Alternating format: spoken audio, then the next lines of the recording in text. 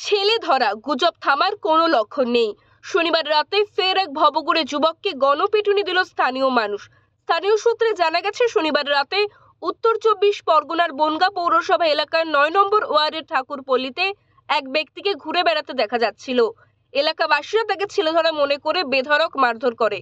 পরবর্তীতে পুলিশ এসে ওই ব্যক্তিকে উদ্ধার করে বনগাঁ মহকুমা হাসপাতালে ভর্তি করেছে।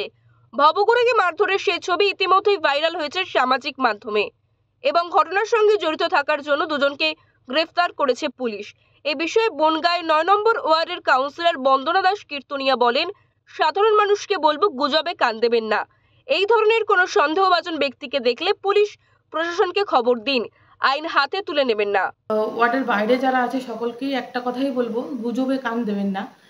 ইদানিং শোনা যাচ্ছে ছেলে ধরা, মেয়ে ধরা, কিছু কিছু কথা শোনা যাচ্ছে। সেটা কতটুকু সত্য সেটা যাচাই করে আমাদের দেখতে হবে। প্রশাসনের থেকে বারবার বলছে গুজবে কান দেবেন না, সব জায়গায় তারা অ্যানাউন্সমেন্ট করছে।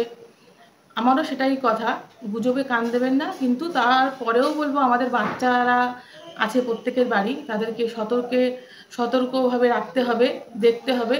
কিন্তু কোনো জায়গায় যদি সন্দেহভাজন ব্যক্তিকে দেখা যায়, তাহলে বলবো প্রশাসনিক ভাবে ব্যবস্থা নিন। অযথা গায়ে হাত তোলা বা মারপিট করা এগুলো করতে যাবেন না। তার জন্য আমাদের পুলিশ প্রশাসন আছে।